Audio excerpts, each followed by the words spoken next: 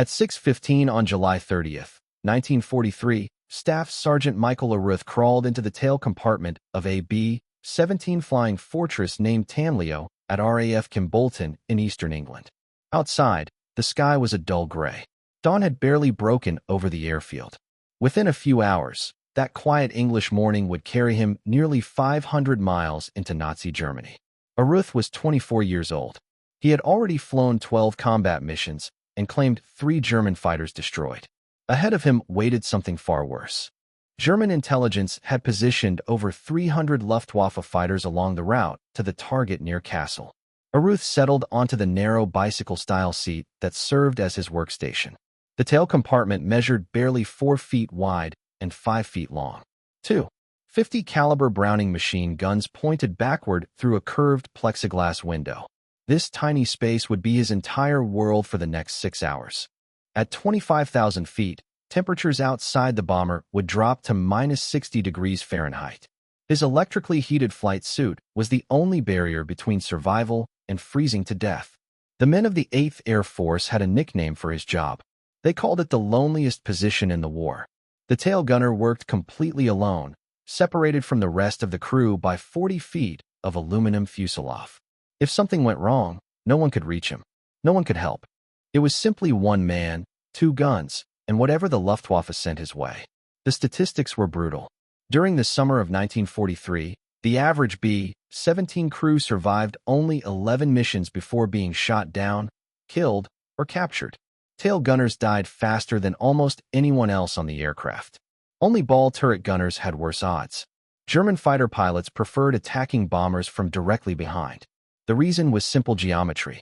Approaching from the 6 o'clock position gave them the longest firing window.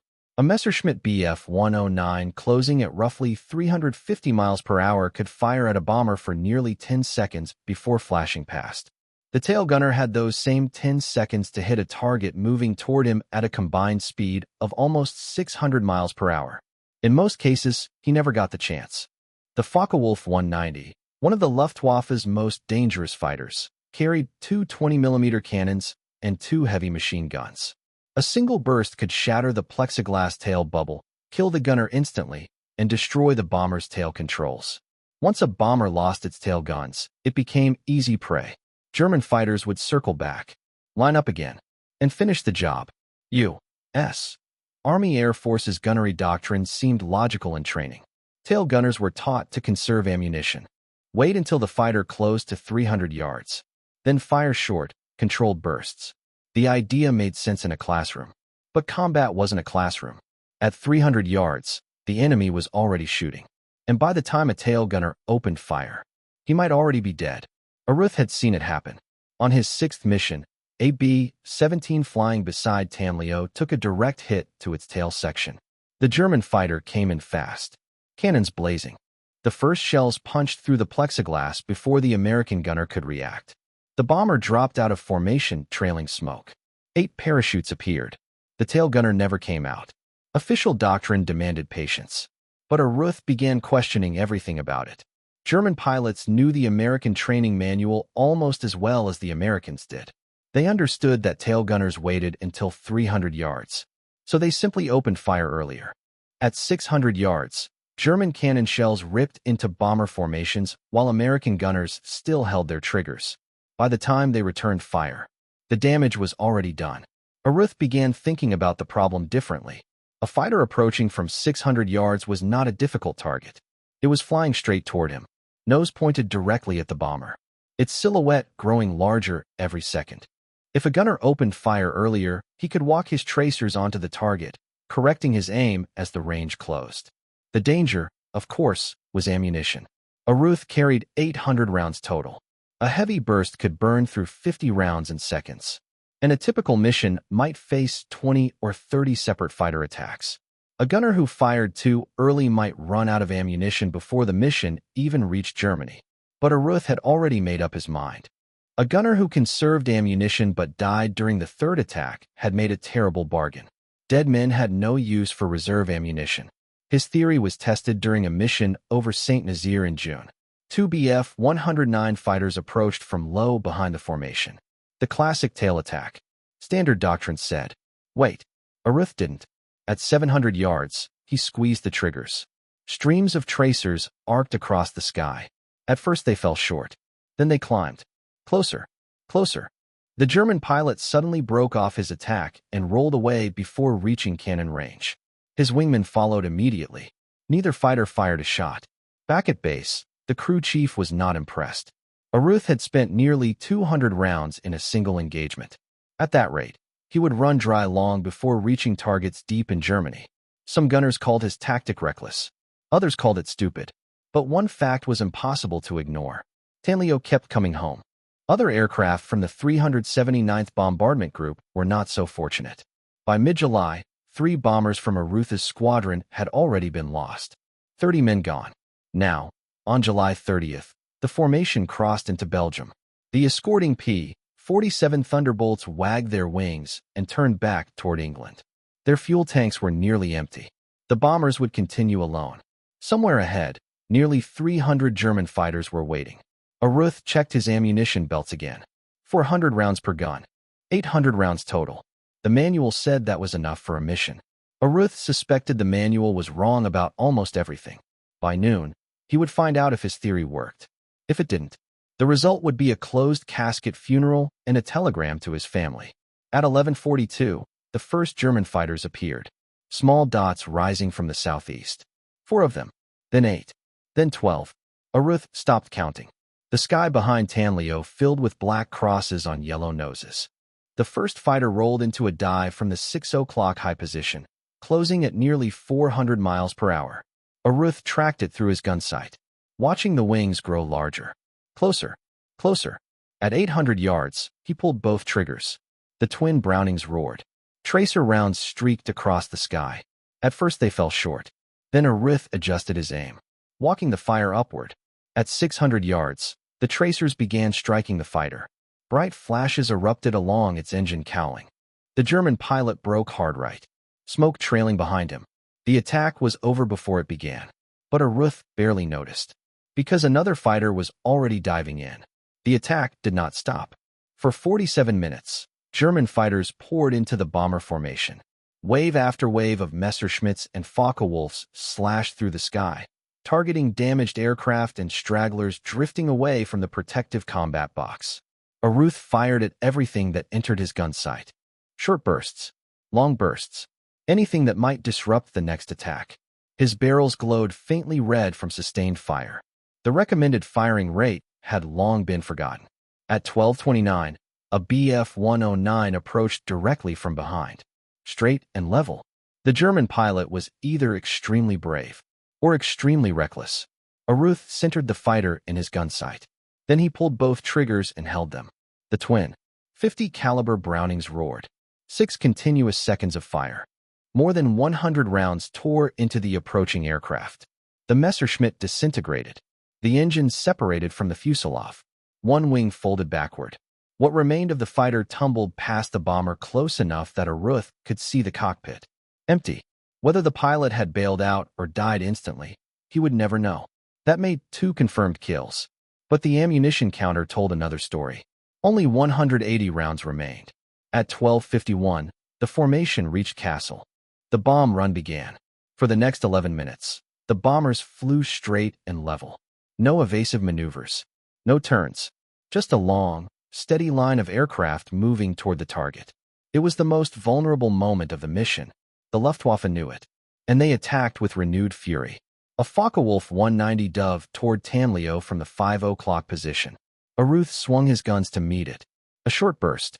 Tracers struck the fighter's wing root. But the pilot kept coming.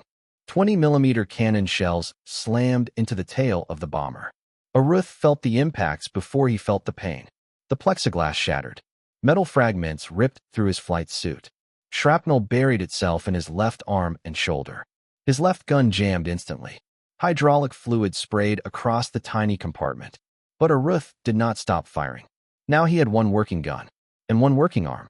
He tracked the wounded Focke-Wulf as it pulled away, then squeezed the trigger again. A final burst struck the fighter's tail assembly. The aircraft snap-rolled violently and plunged toward the ground. 3 kills. Inside the bomber, voices crackled over the intercom. Damage reports. Flak warnings. Questions from the crew. Aruth tried to answer, but his throat had gone dry. Blood pooled on the metal floor of the tail compartment. At 25,000 feet, it froze almost immediately. The numbers were brutal. Over 400 rounds expended. Only 63 rounds remaining. 3 enemy fighters destroyed. And the mission was only half finished. Tamlio still had to fly 250 miles back to England through the same sky that had nearly killed them on the way in. Aruth wrapped a scarf around his wounded arm and waited. The return flight began at 13:04. The bomber formation turned westward, leaving Castle burning beneath a column of black smoke. Aruth stayed in position, scanning the sky through blood-smeared plexiglass. The Luftwaffe was not finished. German fighters regrouped over Belgium, preparing for another interception. Fresh aircraft replaced those shot down earlier.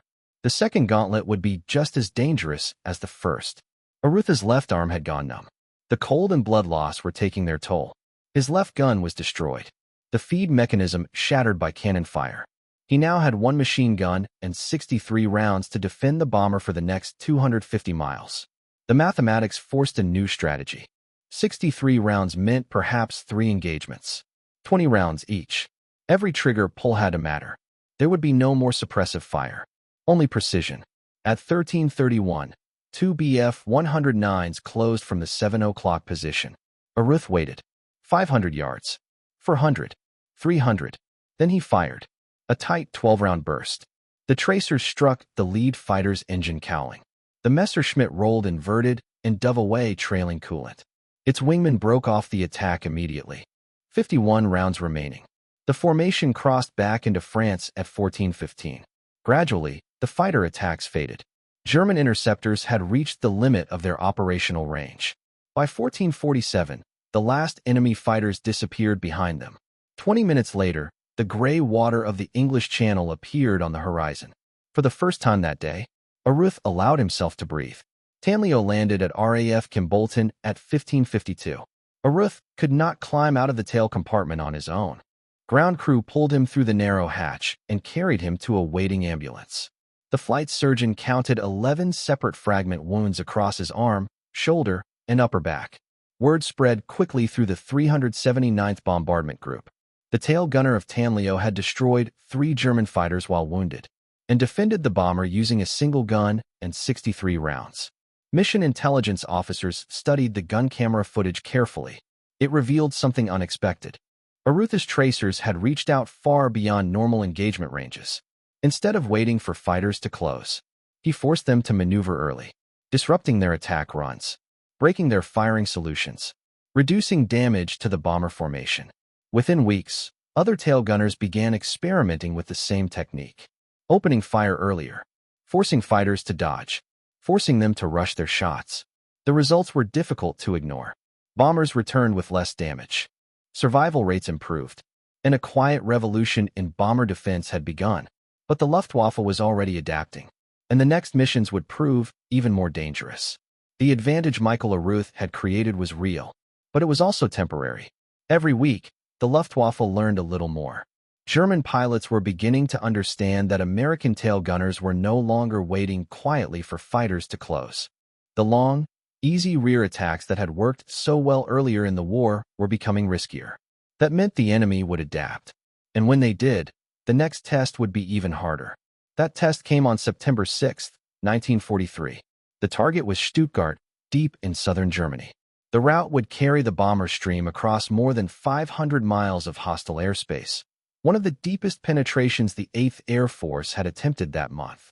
The city manufactured ball bearings, components essential to nearly every part of the German war machine. Vehicles, aircraft, engines, weapons, everything needed them. That made Stuttgart one of the most heavily defended targets in Europe. Flak batteries ringed the city. Fighter units were positioned all along the likely approach routes. And the briefing on the night of September 5th made one thing painfully clear. The 379th Bombardment Group would fly in the lead position of the combat wing. That meant they would take the first attacks. They would hold the straightest line. They would absorb the first wave of everything the Germans could throw. Aruth checked his guns personally that evening. Both Brownings had been serviced. Feed mechanisms were smooth. Barrels had been replaced. He loaded 1,200 rounds instead of the normal 800. The extra ammunition meant extra weight. But in his mind, weight mattered less than survival. Tomorrow would test every lesson he had learned. Tomorrow would tell him whether his method still worked when the enemy knew what to expect. The mission launched at 5:40 on September 6th. 187 bombers climbed into an overcast English sky, assembled over the North Sea, and then turned southeast toward occupied Europe. Tamlio flew in the lead element of the 379th, exactly where Aruth would meet the first serious rear attacks.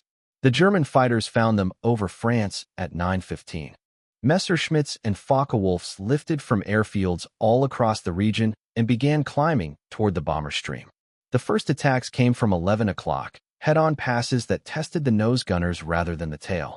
Aruth waited, watched contrails multiply behind the formation. By 9:40, more than 100 interceptors were shadowing the bomber stream. The rear attacks began at 10:08. A staffel of 12 Bf-109s positioned 2,000 feet below the formation, then pulled upward into a climbing attack from 6 o'clock low. Aruth opened fire at 700 yards. 2 fighters broke away immediately. A third took multiple hits and rolled off smoking. The remaining 9 kept coming. Cannon shells ripped through the bomber formation. A B-17 off Tamlio's left wing took hits in its number 3 engine. Another bomber lower in the formation began trailing fuel. Aruth kept firing, shifting from target to target, forcing the attackers to jink and break their aim. His ammunition counter dropped steadily. 600 rounds. 500, 400. The attacks did not ease. At 10:31, an FW-190 dropped out of the sun directly above and behind Tamlio. Aruth saw it too late. 20mm shells slammed into the tail before he could fully bring his guns around. The impact threw him hard against the plexiglass. One of his Brownings was destroyed instantly. Metal fragments shredded his flight suit and cut into his arms and scalp. Blood poured down into his eyes, half blinding him. He wiped it away with the back of his glove and kept firing with the remaining gun. The Focke-Wulf broke off trailing smoke.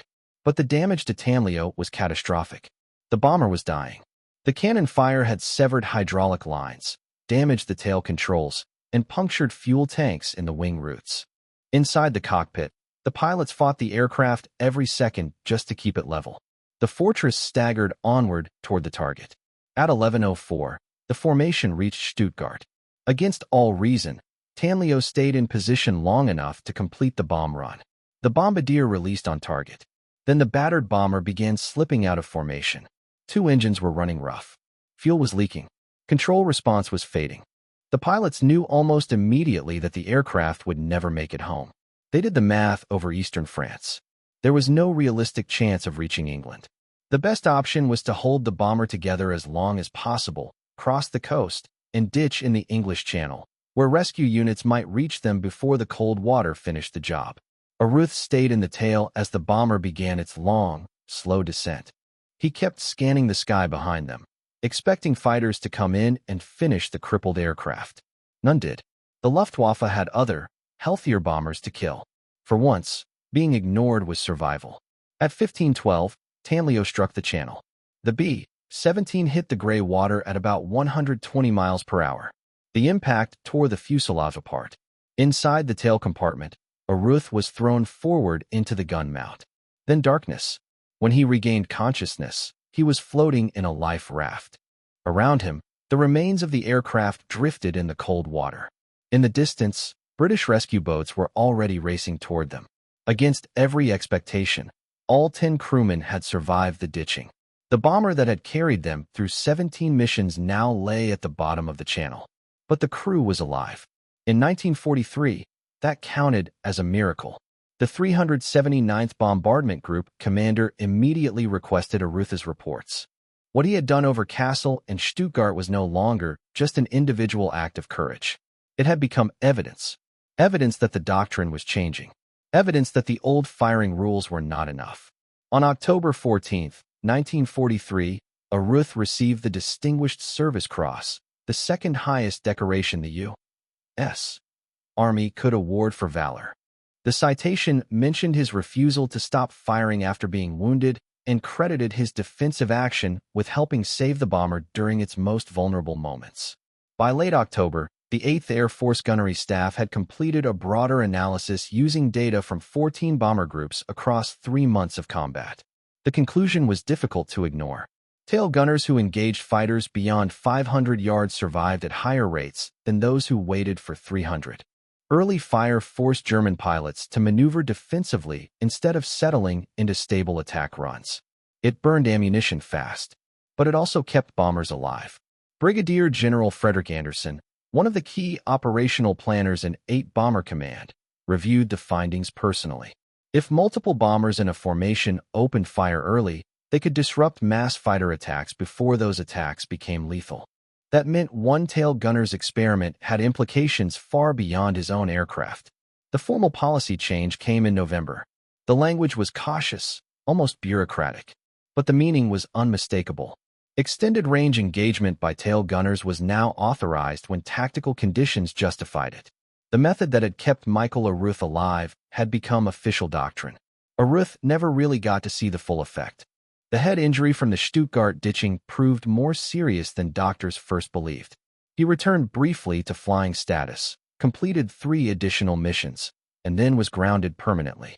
The headaches would not stop. Neither would the vision problems. The doctors said no more combat. His final score stood at 17 confirmed kills, with several more probables still disputed in the paperwork. Depending on which records were consulted, some officers credited him with as many as 19. Either way, he ranked among the highest-scoring bomber gunners in the 8th Air Force. The medals followed. The Distinguished Flying Cross, 2 air medals with oak leaf clusters, the Purple Heart. By the time his combat flying ended, he had collected more decorations than many fighter pilots. But his greatest achievement was not the score. It was the change. Across the bomber force, other tail gunners had begun doing what he had done first. And the air war behind every flying fortress was no longer fought the same way. When Michael Aruth returned from combat, the Army Air Forces had already decided what to do with him. Men who survived the skies over Germany carried knowledge that could not be found in manuals. The war was still raging, and new bomber crews were arriving in England every week. Someone had to teach them how to stay alive. Aruth was assigned to gunnery training. Instead of climbing into the tail of a B-17, he now stood in classrooms and briefing rooms, explaining the lessons he had learned the hard way. He taught young gunners how German fighters approached a bomber formation, where they positioned themselves before an attack, how long it took a fighter to close from 600 yards, and why waiting until 300 yards could get you killed. The techniques that had begun as one man's experiment over Europe became part of the training pipeline. The students who passed through his courses carried those methods into combat. Over Germany, over the Pacific, over every theater where American bombers faced enemy fighters. When the war ended, most men like Aruth were ready to leave the military behind. But he surprised everyone who knew him. Michael Aruth did not resign his commission. In 1947, when the United States Air Force was created as an independent service, he transferred into the new branch and continued serving. The man who had survived the deadliest air war in history chose to remain in uniform for another 15 years. He finally retired in 1962 with the rank of Master Sergeant. To some of his friends, the decision seemed strange. Aruth had been wounded. He had watched bombers disappear in flames. He had ditched in the freezing waters of the English Channel. Most veterans with similar experiences wanted nothing more than a quiet civilian life. But Aruth saw it differently. The Air Force had given him something during the darkest years of the 20th century. Purpose. The skills he had learned had saved lives, not just his own, but the crews who flew beside him and the gunners who followed his example. Walking away from that felt, to him, like abandoning something unfinished. His life after the war was quiet. He married, raised a family, worked and lived far from the spotlight. The medals he had earned stayed in a drawer. Like many veterans of his generation, he rarely spoke about the war. Those who had not been there, he believed, could never fully understand it. One member of the Tanlio crew chose a different path. The bomber's navigator, Elmer Bendiner, became a journalist and later an author.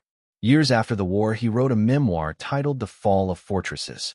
In it, he described the terrifying missions flown by the bomber crews of the 8th Air Force. The book preserved moments that might otherwise have vanished into forgotten archives. It also ensured that the story of Tan Leo and her crew would not disappear. For decades after the war, the 379th Bombardment Group held reunions. The surviving veterans gathered to remember the friends who never came home. They shared stories that their families had never heard. Stories about the cold, the fear, and the strange calm that sometimes came when survival depended on doing your job well. Aruth attended those reunions whenever his health allowed. For a few days each year, the men who had once flown through the worst skies in Europe could sit together again and remember the young airmen they had once been. Michael Aruth died on February 15, 1990, in St. Augustine, Florida. He was 70 years old. 5 days later, he was buried at the National Memorial Cemetery of Arizona. His headstone is simple. It lists his name, his rank, his branch of service, and the war he fought. What it does not mention are the 17 enemy fighters he destroyed, the bomber crews he helped protect, or the doctrine he helped change. Military cemeteries are full of such quiet understatement. The stones record only names and dates. They cannot capture the weight of the lives behind them. Today, the history of the bomber war is preserved in places like the mighty 8th Air Force Museum in Savannah, Georgia. There, the records of the 379th Bombardment Group are archived alongside mission reports, combat photographs, and the testimony of the men who flew those missions. Researchers can trace the evolution of American bomber tactics through those documents. And buried among the pages are the reports that describe a tail gunner who decided the manual was wrong. The B-17 tail gunner position no longer exists. The aircraft themselves have mostly vanished, preserved only in museums or memorial displays. But the lessons remain. The value of aggressive defense instead of passive waiting. The importance of questioning doctrine when doctrine is getting men killed. And the understanding that sometimes a single crewman, sitting alone in the tail of a bomber, can change the way an entire Air Force fights. Michael Aruth did exactly that. Quietly, without expecting recognition, just doing his job. And in doing so, he helped make the skies behind America's bombers a little less deadly for the men who followed him. If this story meant something to you, take a moment to support the channel. Hit like so YouTube knows to share these stories with more people. Subscribe and turn on notifications so you don't miss the next forgotten story from history. And drop a comment telling us where you're watching from. Whether it's the United States, the United Kingdom, Canada, Australia, or somewhere else in the world, this community spans across continents. You're not just watching. You're helping keep these memories alive. Because men like Michael Aruth deserve to be remembered. And thanks to you, their stories will not disappear into silence.